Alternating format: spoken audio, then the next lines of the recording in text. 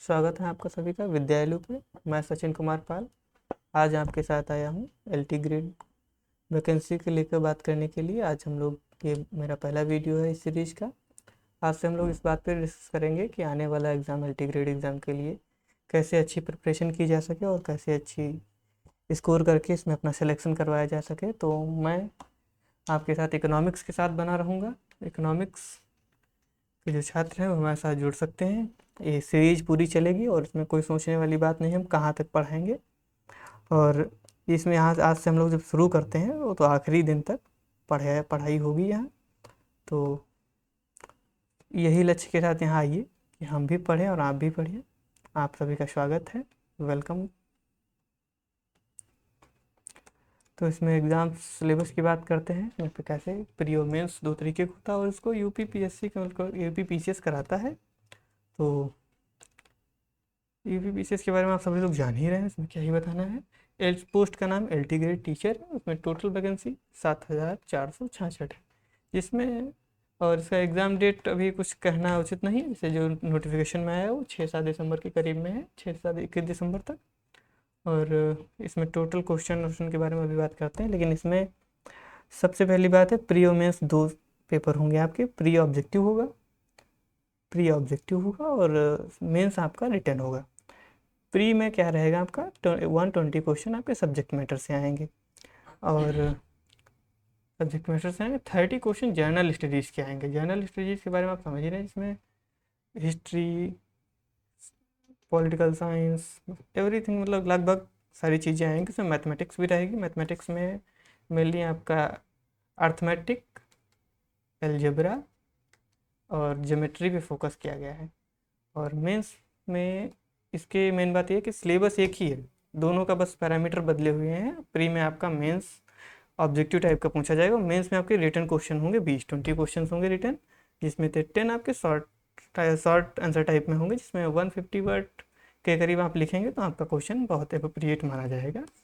और 10 क्वेश्चन में long type के होंगे जिसमें 300 वर्ड मैंडेटरी हैं। और इसके लिए टाइमिंग आपको मिलेगी 3 घंटे। मेंस में 3 घंटे मिलेगा और उसमें प्री में आपको 2 घंटे का टाइम मिलने वाला है। और इसमें जनरल स्टडीज़ की बात हम आगे करेंगे। इसमें साथ ही आज हम लोग जीआईसी का भी देखेंगे, क्योंकि दोनों का एक ही सिलेबस है। जो लोग जीआईसी की तैयारी कर रहे हैं वो हमारे साथ उसके लिए भी जुड़ सकते हैं। लगभग सिलेबस भी सेम है और जनरल लिटरेचर दोनों में कॉमन है। तो इसलिए इकोनॉमिक्स तो हर जगह कॉमन है। जो लोग यहाँ तक इकोनॉमिक्स पढ़ के पहुँचे हैं, तो इकोनॉमिक्स का बस स्तर बदलता है, कंटेंट वही पढ़ना पड़ता है। किसी में हायर इकोनॉमिक्स पूछता है, किसी में थोड़ा सा एमए लेवल का पूछता है, ग्रेजुएशन लेवल का पूछता है। जैसे एलटी ग्रेड के सिलेबस की बात करें तो इसमें सबसे पहले हमारे पूछा जाएगा नेचर ऑफ इकोनॉमिक्स। इसमें डिफिनीशन होगा, problem of choice, important topic है, जो लोग पढ़े हैं पूरा बीए इसी में गुजार दिए। Micro economics and macro economics, method of statics and dynamic analysis, equilibrium का कॉन्सेप्ट इसमें पूछा जाएगा। और मेन कॉन्सेप्ट इकोनॉमिक्स का कंज्यूमर बिहेवियर, माइक्रो इकोनॉमिक्स का फेवरेट टॉपिक है consumer behaviour and demand analysis. दो इसमें इक्विलिब्रियम की बात करेंगे, इसमें मार्शल अप्रोच पढ़ना है हम लोगों को, इंडिफरेंस कर्व पढ़ेंगे। आगे चल के हम लोग इसमें income effect, price effect, substitution effect, law of demand, elasticity, ये सब पढ़ने की इसमें है। अब इसके साथ ये पूरी सीरीज आएगी। इसमें दो तरीके से हो सकता है पढ़ाया जाए, हमारे अभी बात चल रही है आगे चलकर। या फिर हम लोग इसमें प्रीवियस ईयर क्वेश्चन वाइज पढ़ेंगे यूनिट वाइज, या फिर इसमें एक लॉन्ग वीडियो आएगी हर टॉपिक के लिए। और प्रोडक्शन चॉइस थ्योरी, ये भी एक अच्छा टॉपिक है। इसमें ये लॉन्ग टॉपिक है। इसमें यदि क्वेश्चन बेसिक पुराने बड़े अच्छे क्वेश्चन आएंगे तो इसको आप लोगों को स्टैंडर्ड बुक से भी पढ़ना पड़ सकता है। प्रोडक्शन एंड प्रोडक्शन थ्योरीज के बारे में बात करेंगे, प्रोडक्शन इक्विलिब्रियम की बात करेंगे। इस विषय में law of productions, law of variable proportions, law of return to scale, revenue analysis and cost curve theories, और थ्योरी ऑफ पॉपुलेशंस, माल्थस वगैरह पढ़ेंगे। इसमें माल्थस ये सब स्कोरिंग टॉपिक है। जैसे माल्थस की थ्योरी हो गई कि स्टैंडर्ड थ्योरी, जिसको एक बार पढ़ ली, इसमें वेरिएशन थोड़ा कम है। और पॉपुलेशन के विषय में जितनी थ्योरी है, डेमोग्राफिक ट्रांजिशन वाली बात है। डेमोग्राफिक ट्रांजिशन भी एक अच्छा टॉपिक है स्कोर करने की। जितना क्वेश्चन आएगा इसमें से आपको फिक्स ही करना है, सभी क्वेश्चन पढ़ना है। और उसमें मार्केट के बारे में पढ़ना पड़ेगा आपको। मार्केट, पूरी मार्केट कवर करनी है। जैसे नेचर ऑफ मार्केट पढ़ना है, प्राइस डिटर्मिनेंट और different market, perfect competition market, imperfect market, monopolistic, oligopolistic, monopoly, सभी मार्केट पढ़नी है। जिन लोग इकोनॉमिक्स पढ़े हुए हैं सभी एक बार पढ़ चुके होंगे, इसमें हमारे साथ रिवीजन होगा और साथ ही इसके विषय में आपको अच्छी जानकारियाँ मिलेंगी। और 5th यूनिट आई थिंक इसमें यूनिट वाइज सबसे अच्छा है, यूनिट वाइज पढ़ा जाएगा इसमें। 5th यूनिट हमारी रहेगी theory of distribution, marginal productivity theory of distribution, ये एक थ्योरी इसमें ये पढ़ना पड़ेगा हम लोगों को। इसमें पूरी यूनिट पढ़ेंगे। Wages determination, imperfect and imperfect competition, market के साथ हमको कंपटीशन भी पढ़ना है इसमें सब। थ्योरीज ऑफ रेंट, इसमें तो थ्योरी ऑफ रेंट पढ़ना है, क्लासिकल भी पढ़ना है, केंसियन भी पढ़ना है, इंटरेस्ट भी पढ़ना है, सब कुछ पढ़ना है। प्रॉफिट थ्योरी, सुम्पीटर के बारे में पढ़ना है, जेके मेहता, ये अपने इंडियन इकोनॉमिस्ट जेके मेहता जी के बारे में भी पढ़ना पड़ेगा। जेके मेहता की थ्योरी दी है उन्होंने। रेंट के बारे में इनकी बड़ी स्टैंडर्ड थ्योरी है, इंडियन सिनेरियो में इनकी थ्योरी की हम बात करते हैं तो कुछ एक लंबे समय तक अप्लीकेबल लागू दिखाई देती है, बट थोड़ा इंडियन सिनेरियो में ज़्यादा अप्लीकेबल है। बट इकोनॉमिक्स का आप जान ही रहे हैं कि 100% किसी भी थ्योरी को नहीं, लेकिन आगे चल के इसमें कोई सुधार हो सकते हैं, वो भी कह सकते हैं। तो 6 यूनिट मनी एंड बैंकिंग है, इनमें पढ़ना पड़ेगा। मनी एंड बैंकिंग पढ़ेंगे, इसमें तो टॉपिक आपको ध्यान ही रहे हैं, बैंकिंग, इन्फ्लेशन थ्योरी, पॉलिसी, अब ये देखिए determination of value of the money, इसे फिशर के कॉन्सेप्ट पढ़ने हैं, कैम्ब्रिज कर्जन पढ़ना है फिशर के साथ में। ये BA 5th सेमेस्टर का बड़ा इंपॉर्टेंट टॉपिक था ये, मनी एंड बैंकिंग, जिसके सिलेबस यूनिवर्सिटी बेस्ड सिलेबस में है। केंसियन सेविंग इन्वेस्टमेंट थ्योरी सब पढ़ना है। फंक्शन ऑफ सेंट्रल बैंक, जैसे इंडिया में सेंट्रल बैंक कौन सी है, RBI है। RBI के विषय में पूरी जानकारी लेना है, एक मॉनेटरी पॉलिसी कैसे बनाती है, इसका रिजर्व रेशियो कैसा है, किस तरीके से नोट छापती है, कितना उसको रखना पड़ता है नोट के बदले, एक नोट के बदले में कितने, कॉन्सेप्ट ऑफ इन्फ्लेशन पढ़ना है, टाइप ऑफ इन्फ्लेशन पढ़ना है, इन्फ्लेशन क्या है, कैसे आता है, डिमांड पुल इन्फ्लेशन है, कॉस्ट पुल इन्फ्लेशन है, कैसा इन्फ्लेशन है, सब पूरी जानकारी इसमें होगी। और इम्पॉर्टेंट टॉपिक है इंटरनेशनल ट्रेड एंड पॉलिसी, ये टॉपिक थोड़ा स्टैंडर्ड है, इस टॉपिक बहुत कम मिलता है हर जगह। ये हम लोगों के जो एकेडमिक में भी इस टॉपिक को थोड़ा, आई थिंक जो मास्टर्स करते हैं तो थोड़ा इसको ज़्यादा दिखाया जाता है, लेकिन ग्रेजुएशन लेवल तक इस टॉपिक को थोड़ा कम पढ़ाया जाता है। इसमें एब्सोल्यूट कास्ट एडवांटेज, इसमें father of economics Adam Smith की थ्योरी पढ़नी पड़ेगी। Comparative cost advantage, gain from the trade theory, terms of trade पढ़ना है, फ्री ट्रेड एंड प्रोटेक्शनिज्म पढ़ना है। ये तो सब मास्टर्स के टॉपिक हैं, आप लोग पढ़े होंगे सब। Theory of foreign exchange determination, ये सब ऐसा नहीं है कि सिलेबस डिस्कस हो रहा है, आगे चल के हम लोग इस मुद्दे पे, सभी मुद्दे पे पूरी क्लासेस आएंगी, या फिर इसमें पूरे क्वेश्चन आएंगे, जिससे ऐसा कि कोई भी पॉइंट नहीं रहेगा जो कवर ना हो सिलेबस का। पूरे प्रयास किया जाएगा, पूरे तन मन धन से लगा जाएगा, जिससे आप लोगों को सिलेक्शन हो सके और आगे चल के कुछ इसका रिजल्ट जो है पॉजिटिव दिखाई दे हम लोगों को। और इसमें 10 यूनिट है टोटल। 8वीं यूनिट है public finance and physical policy. ये तो जान, public good, private goods, importance of theories, public expenditures, nature of tax, regressive progressive tax, किस प्रकार के टैक्स हैं इसके बारे में पूरी बात की जाएगी आगे। Type of tax, principle of taxation, type of public डेब्ट, इट्स राइजिंग एंड रिडक्शन, इसका मतलब पब्लिक डेब्ट बढ़ता है तो किस प्रकार से बढ़ना चाहिए। हमेशा पब्लिक डेब्ट बढ़ने से इकोनॉमी को लॉस ही नहीं होता है, ये चीज़ें इसमें देखनी पड़ती हैं। और हमेशा पब्लिक डेब्ट कम होने से इकोनॉमी बूस्ट नहीं होती है। इस short term and long term के टॉपिक आते हैं दोनों में। इकोनॉमिक डेवलपमेंट की बात करते हैं, इकोनॉमिक डेवलपमेंट इंपॉर्टेंट टॉपिक है, इसके बारे में पढ़ना पड़ेगा। और इकोनॉमिक थ्योरी पढ़ना पड़ेगा, इसमें economic system, market and state, measuring economics development, how to measure economic development, कैसे मानेंगे कि वो आर्थिक रूप से विकसित है, ये सब बात करेंगे। जिसमें आ जाएगा डेवलपिंग नेशन, अनडेवलपिंग नेशन, कैसे लोग हैं, अर्थव्यवस्था कैसी है। जैसे मान लीजिए India is a developing nation, US is a developed nation, ये सब क्या पैरामीटर हैं जिन पैरामीटरों के आधार पर हम लोग सेट कर रहे हैं। और इंटरनेशनल इंड्यूज फॉर द सेम्स, ये पूरे वैश्विक रूप से हम लोग जानने का प्रयास करेंगे कि पूरे विश्व में कैसे हम लोग ये स्टैंडर्ड निश्चित करते हैं, वैसे स्टैंडर्ड सेट करते हैं कि कोई भी कंट्री जो है डेवलप्ड है इकोनॉमिक रूप से। एंड इसमें थ्योरी ऑफ डेवलपमेंट पढ़ेंगे, थ्योरी ऑफ डेवलप रोस्ट्रो स्टेज, इस 6 स्टेजेस आती हैं रोस्ट्रो की, हम लोग जब पढ़ेंगे तो पूरा रोस्ट्रो का मॉडल पढ़ा जाएगा, ग्रोथ एंड मॉडल पढ़ा जाएगा, critical minimum effort, big theory Robinson की पढ़ी जाएगी, बैलेंस ग्रोथ थ्योरी पढ़ना है हम लोगों को, इंटरनेशनल इकोनॉमिक्स के बारे में पढ़ना है, इंटरनेशनल इंस्टीट्यूशन पढ़ना है, इंस्टीट्यूशन में IMF, वर्ल्ड बैंक की हिस्ट्री, WTO कैसे बना, ये सब पूरे सिस्टम होगा। ब्रिक्स इंपॉर्टेंट टॉपिक है, इससे तो करंट भी क्वेश्चन आ सकते हैं। ब्रिक्स इसमें आप लोग जान ही रहे हैं, जो लोग करंट रोज देख रहे हैं, ब्रिक्स कितना इंपॉर्टेंट है। ब्रिक्स के साथ तो करंट में आप देखेंगे तो रिक्स भी आ रहा है,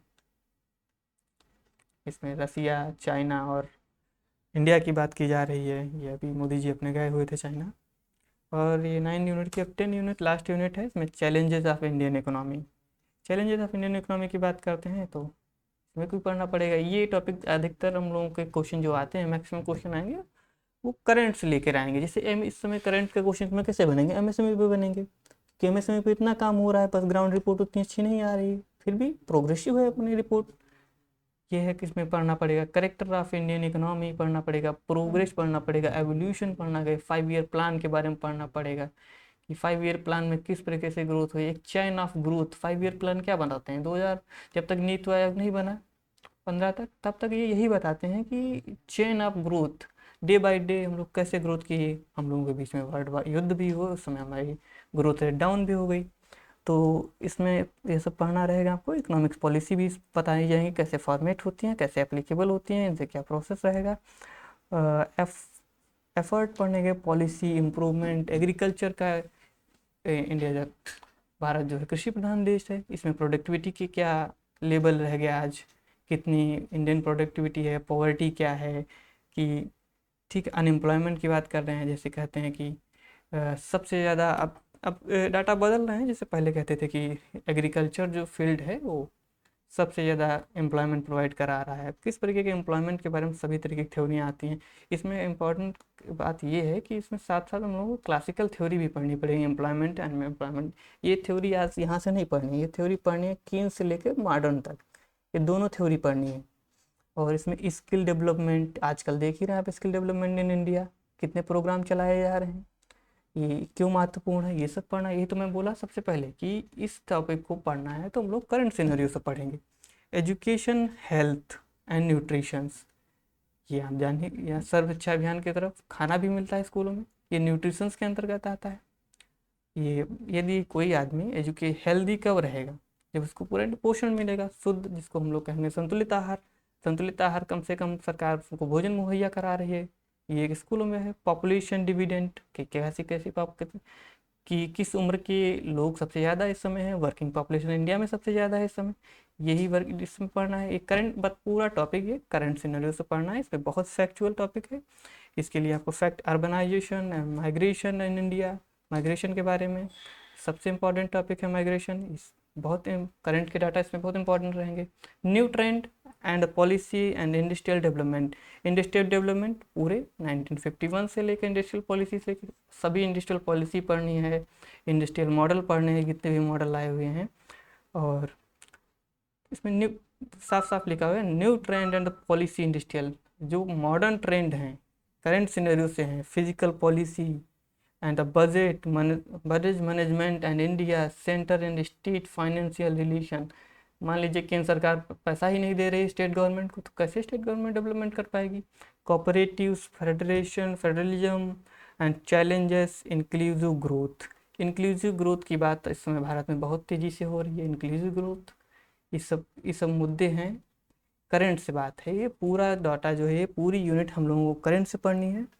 और various dimensions of the globalisation, इन आर्थिक आधार पर भारत कहाँ है और भुखमरी के आधार पर कहाँ है, कि स्थिति पूरे विश्व में किस देश की कितनी स्थिति है, कैसे निर्धारित करेंगे, क्या इसके पैरामीटर हैं, क्या बीमाएँ हैं, इससे बात करेंगे इस मुद्दे पे। Economic development and the world trade, ये दो बहुत महत्वपूर्ण मुद्दे हैं। इन सब के बाद ये 10वीं यूनिट की बस सिलेबस इसका इतना ही है, लेकिन बड़ा ब्रॉड सिलेबस है, इसके लिए कोई घबराने की बात नहीं है। और साथ ही इन सिलेबसों को थोड़ा अच्छे ढंग से निकाला जाए तो ये यूनिट मैक्सिमम 2 दिन की है। आप इसको अच्छे से पढ़ेंगे, इसमें इतना अच्छा डाटा है पर ढूंढना थोड़ा मेहनत का काम है, तो कोई दिक्कत नहीं। 5 ईयर प्लान किसको नहीं आ रहा है, नीति आयोग कौन नहीं जा रहा है, इकोनॉमिक पॉलिसीज कौन नहीं पढ़ रहा है, सब कुछ पता है, लेकिन थोड़ा सा इसको एक अच्छे वे से पढ़ना है, प्रीवियस ईयर को रिलेट करके पढ़ना है, तभी आप लोगों को थोड़ा अच्छा रिजल्ट दिखाई देगा, और साथ बने रहेंगे तो रिजल्ट बहुत अच्छा आएगा, नो डाउट। और इसमें साथ ही इस समय 2 एग्ज़ाम है। जीआईसी की भी बात करें तो जीआईसी भी इसकी एग्ज़ाम है, इसमें भी इकोनॉमिक्स पहली बात यही की गई कि इकोनॉमिक्स जो है इसका स्टैंडर्ड बदलता है, कॉन्सेप्ट नहीं।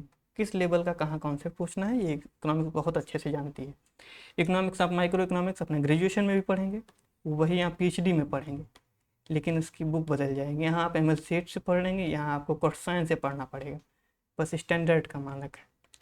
आप इसमें 2 पेपर होते हैं। पहला पेपर सामान्य अध्ययन होता है। सामान्य अध्ययन की बात करें तो इसमें 40 क्वेश्चन आते हैं, 100 नंबर के होते हैं, और ये टोटल पेपर आपका 2 घंटे का होता है। इसमें वैकल्पिक विषय आप लोगों को इकोनॉमिक्स लेना है, इसमें 80 क्वेश्चन आएंगे और 200 नंबर के होंगे।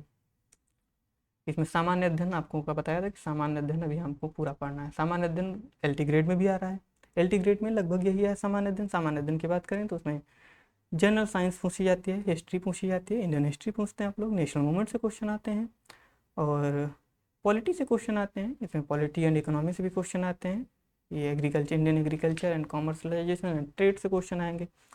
World geography and Indian geography and the natural resources, ये इसमें साफ साफ लिखा है कि नेचुरल रिसोर्सेज से क्वेश्चन आने हैं। ये सब इसको जितना अच्छे से आप सिलेबस को एनालिसिस करके अपना काम करेंगे उतना आपके लिए अच्छी बात है, उतना आप कम मेहनत में अच्छा गेन कर पाएंगे। इसे कहते हैं स्मार्ट स्टडी। आधुनिक राष्ट्रीय एवं अंतर्राष्ट्रीय महत्वपूर्ण मुद्दे, करेंट, इसको सीधे कह सकते हैं करेंट जनरल अवेयरनेस। और इसमें क्या है, रीजनिंग पूछ लिएगा, reasoning and logical reasoning. Uttar Pradesh आज यूपी, ये इसका यूपी पीएसएस से करा रहा है, तो यूपी पीएसएस का आजकल एक बात ही करता है कि एक बार हम जरूर आपसे यूपी स्पेशल की बात करेंगे।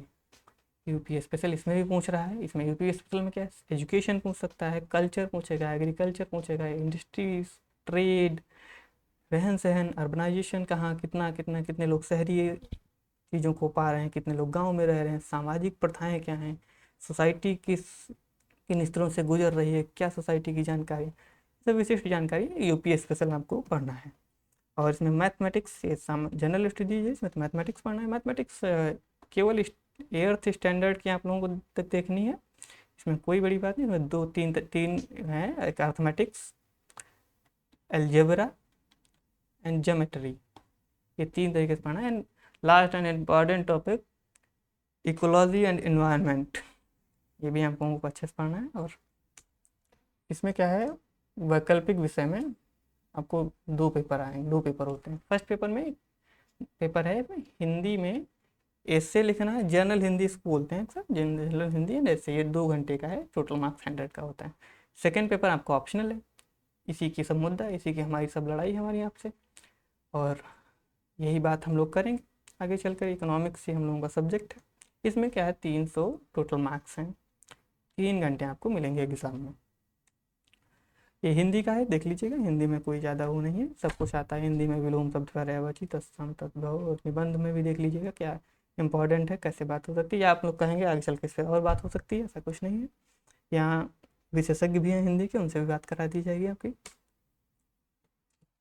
हाँ, इकोनॉमिक्स के सिलेबस की इसमें वही micro economics, money and banking, ये तो तीनों उसमें कॉमन है, कोई बात नहीं।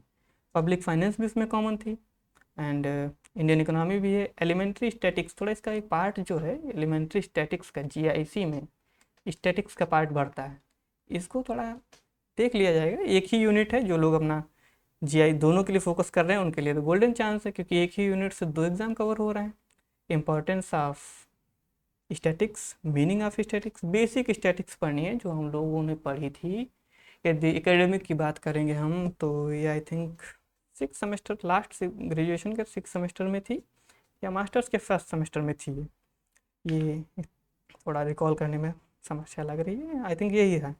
इसमें कुछ बस वही ये पूरी यूनिट है जिसकी यूनिवर्सिटी में स्टैटिक्स का पार्ट रहा होगा, टेंडेंसी वगैरह था, कोलरेशन, ये 2 टॉपिक जो हैं ये मास्टर्स के हैं। सैम्पलिंग भी वहीं का है, केवल एक टॉपिक आई थिंक, ये नहीं 2 topic, correlation and time series analysis, ये 2 क्वेश्चन मास्टर्स के हैं, बाकी सब इसमें ग्रेजुएशन के टॉपिक आपको दिए गए हैं, इस पर हम लोग बात करेंगे।